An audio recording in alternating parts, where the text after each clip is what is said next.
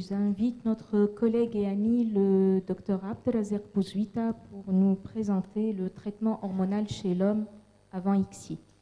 Merci beaucoup. De rien, tu as 20 minutes. Il y aura sûrement moins. Merci beaucoup. En fait, c'est une tâche très difficile de parler, après Monsieur le Doyen, de traitement hormonal chez l'homme.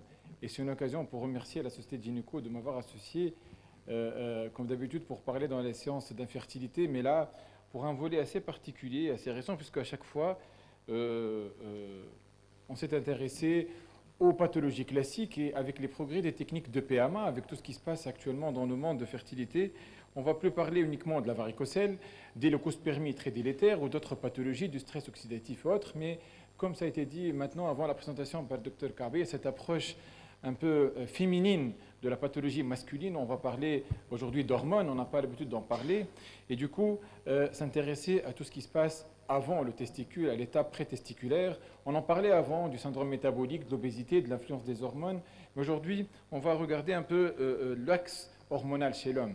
Habituellement, on en parle très peu, c'est un axe très simple, très facile, l'hypothalamus qui sécrète, l'hypophyse, FSH, LH, ça agite le testicule, un rétrocontrôle relativement simple par la testostérone, et le cercle est fermé, il n'y a pas, comme chez la femme, des cycles et des phases un peu spécifiques. Et du coup, on s'est intéressé depuis l'an 2000 à l'action des oestrogènes. L'oestrogène qui prend de plus en plus une place importante dans l'axe hormonal chez l'homme, et l'action de la testostérone également en paracrine au niveau du testicule, puisque lors de la spermatogenèse, il y a une dernière étape assez importante du passage de spermatide en spermatozoïde, où la testostérone joue un rôle très important dans la différenciation, et du coup, toute altération de ce fonctionnement au niveau testiculaire paracrine va entraîner une altération et du nombre, et les formes, et morphologie, etc., et mobilité.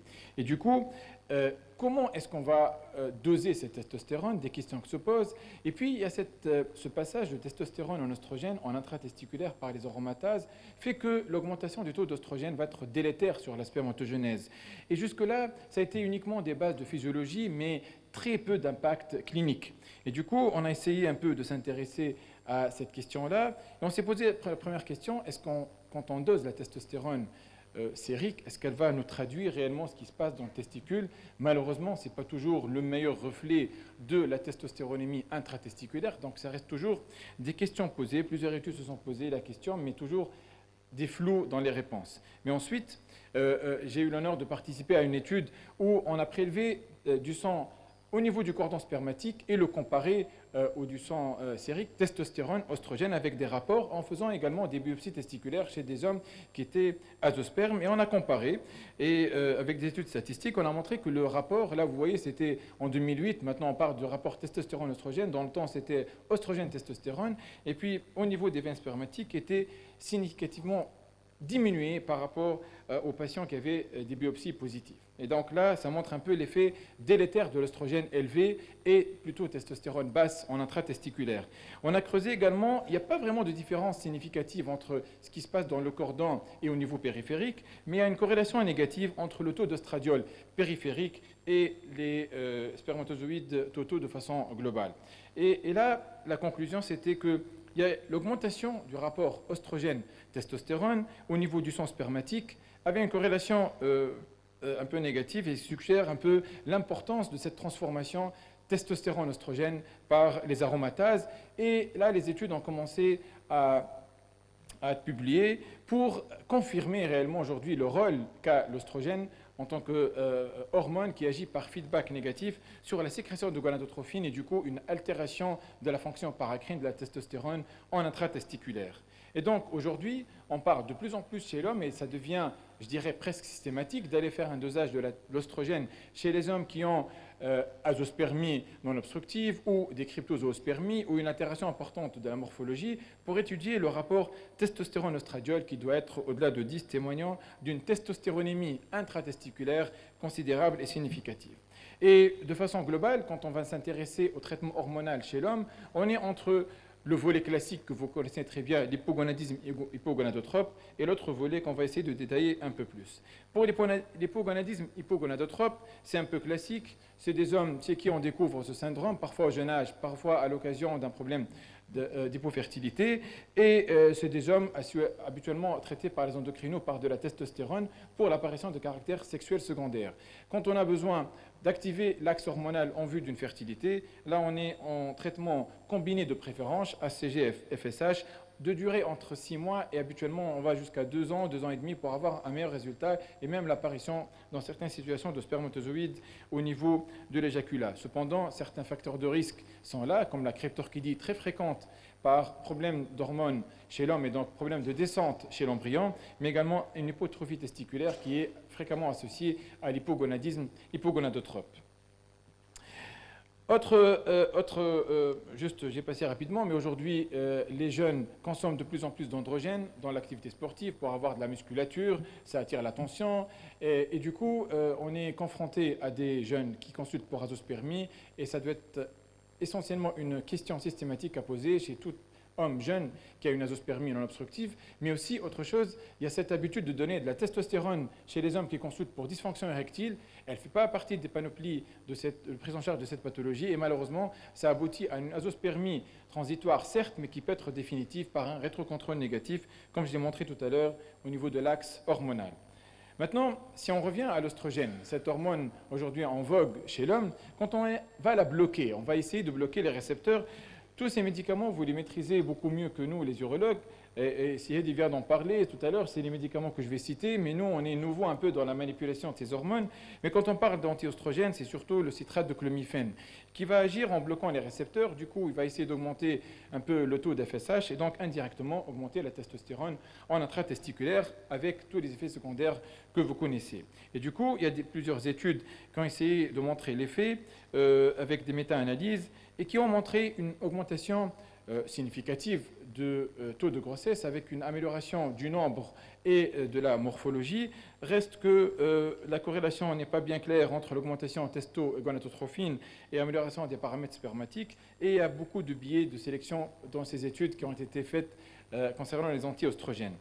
Et du coup, la prescription d'un traitement empirique qui a été discuté à l'AEA prescrit uniquement par 2 tiers des urologues qui s'intéressent à cette pathologie. Et du coup, ce n'est pas un traitement très classique qu'on utilisait avant.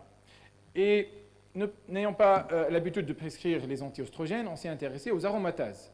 Testostérone transformé en oestrogène, on s'est dit, on va inhiber ce passage, on va l'arrêter, et du coup, on va augmenter le taux de testostérone en intratesticulaire, mais aussi, on va diminuer l'oestrogène circulante et agir de façon indirecte.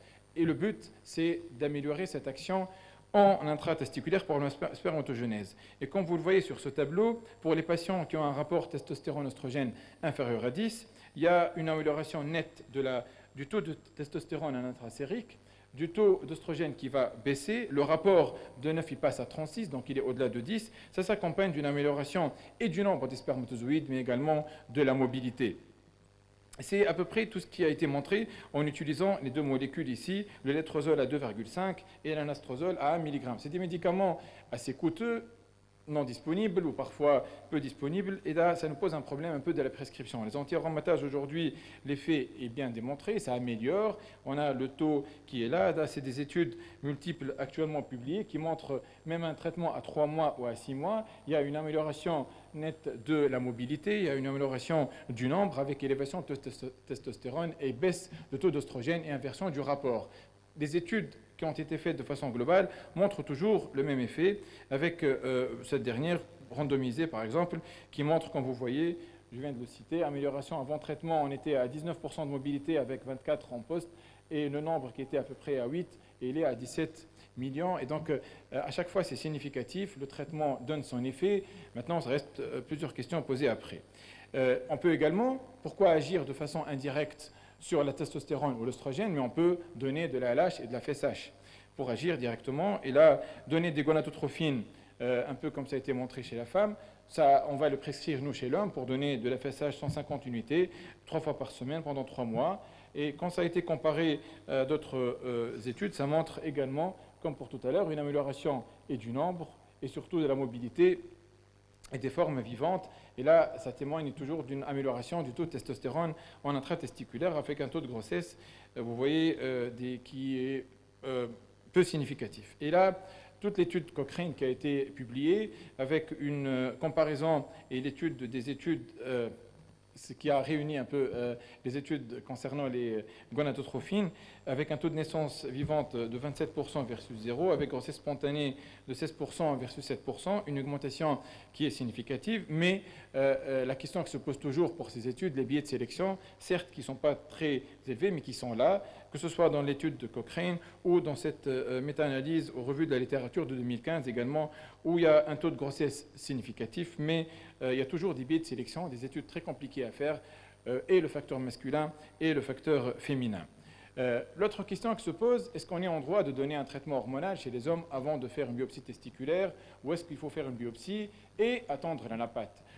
On a toujours appris qu'à chaque fois qu'on fait des biopsies testiculaires pour les oospermies non obstructives, il faut obligatoirement envoyer un fragment à l'anapate qui a un double intérêt. Un, chercher un carcinome in situ, un cancer du testicule qui est plus fréquent chez les hommes hypofertiles, mais surtout de préciser, pas présence ou non de spermatozoïdes, mais à quel stade s'arrête la maturation. Est-ce qu'il y a des spermatogonies, spermatocytes A, mais surtout ce qui nous intéresse, c'est la présence de spermatides. Et là, ça témoigne d'un arrêt de maturation tardif. Et du coup, on faisait de façon indirecte et dosage d'oestrogène, est-ce qu'on tente ou on ne tente pas de traitement?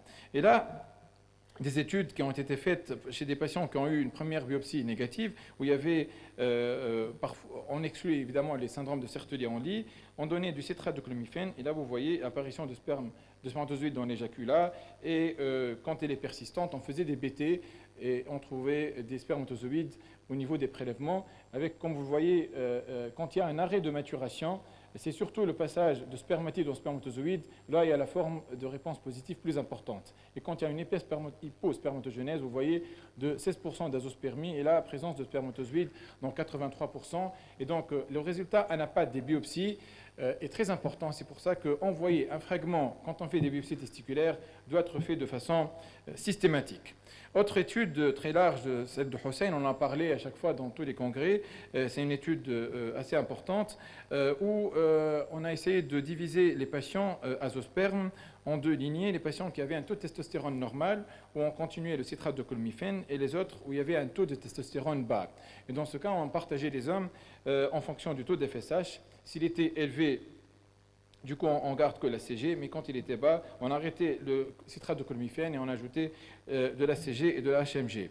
Avec une comparaison, ensuite, sur le spermatozoïde au niveau de l'éjaculat, où on a une apparition dans différents pourcentages en fonction des traitements, mais également quand on faisait des microthésées, il y a un pourcentage assez significatif. Et donc là, ça témoigne que ce traitement aujourd'hui peut être même discuté au cas par cas avant même de réaliser des biopsies testiculaires.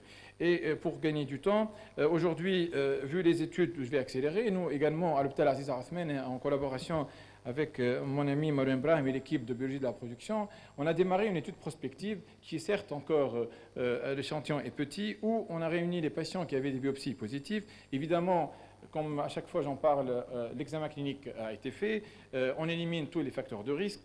L'écho testiculaire, c'est juste pour avoir une idée sur le parenchyme, les calcifications. On redosait les hormones pour avoir une idée sur le statut hormonal, évidemment, cariotype normal.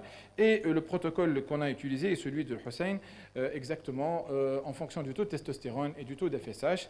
Aujourd'hui, la série comporte 18 patients. 7 patients ont été repérés avec microthésée, et là on a un taux de 57%. C'est peut-être pas interprétable, mais c'est encourageant pour aller continuer l'étude et peut-être élargir un peu l'inclusion des patients en votre présence pour en discuter, une étude multicentrique au niveau des différents centres de PMA en pays. Et quand on voit un peu les arbres décisionnels, quand on a dans les sociétés savantes, américaines ou européennes, ça rejoint à peu près le même schéma qu'on a discuté.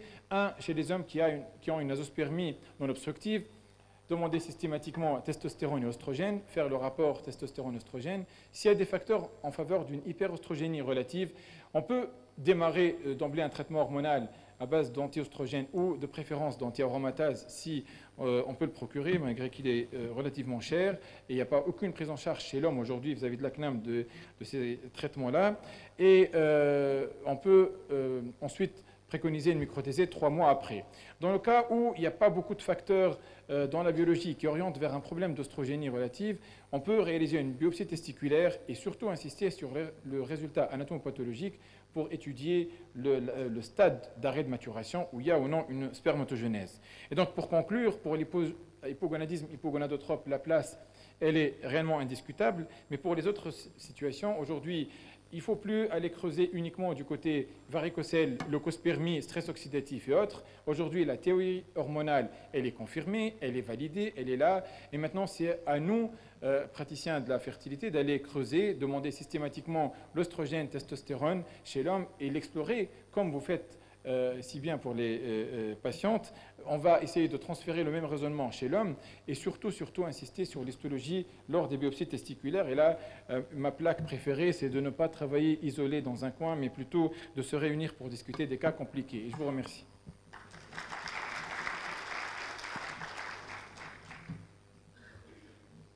J'ai gagné 4 minutes, c'est bon.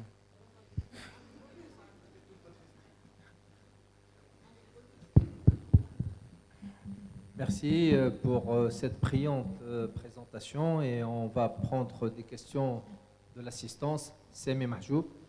J'aurais deux questions. La première, dans ton algorithme, tu nous as parlé de l'importance du rapport testo sur oestradiol, sur oestrogène, et dans ton algorithme, tu tiens compte que de la testostéronémie. Donc, pourquoi tu ne tiens pas compte du rapport? La deuxième question, quel est le délai que tu t'accordes une fois que tu as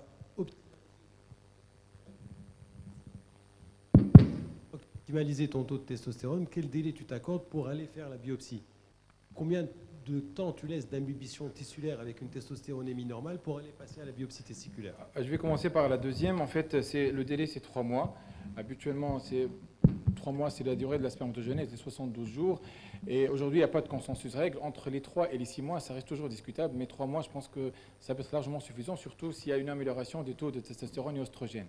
Concernant les rapports, nous avons suivi un peu ce qui se fait ailleurs. Ils se basent surtout sur la testostérone et sur le taux de FSH. Cependant, le rapport testostérone-oestrogène, il est aujourd'hui indispensable pour le raisonnement, pour pouvoir classer l'homme s'il y a une hyperostrogénie relative ou non. Parce que quand il y a une hypotestostéronémie au niveau du sang périphérique, là, c'est systématique, il y a une hypotestostéronémie, il faut ajouter un autre traitement. Mais habituellement, ce que vous voyez, vous avez un taux de testostérone normal. Et pour essayer de prescrire les traitements avant de faire la BT, il est préférable de faire le rapport, même s'il n'existe pas sur l'algorithme décisionnel, mais aujourd'hui, il doit être systématiquement fait avant de réaliser toute biopsie testiculaire chez les hommes qui ont une azoospermie non obstructive. C'est ce qu'on fait, nous, même si ce n'est pas réellement visible sur l'algorithme. Docteur Loumi.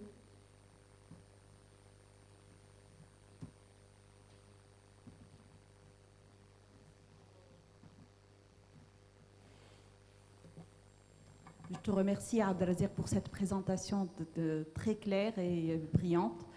Ma question, en fait, je voulais demander quand ça ne marche pas, c'est-à-dire quand on est devant un patient qu'on ne peut pas tenter ce traitement hormonal. Je sais très bien, par exemple, que la génétique peut arrêter la thérapeutique. Il y a des cas où on ne peut pas donner ce type de traitement.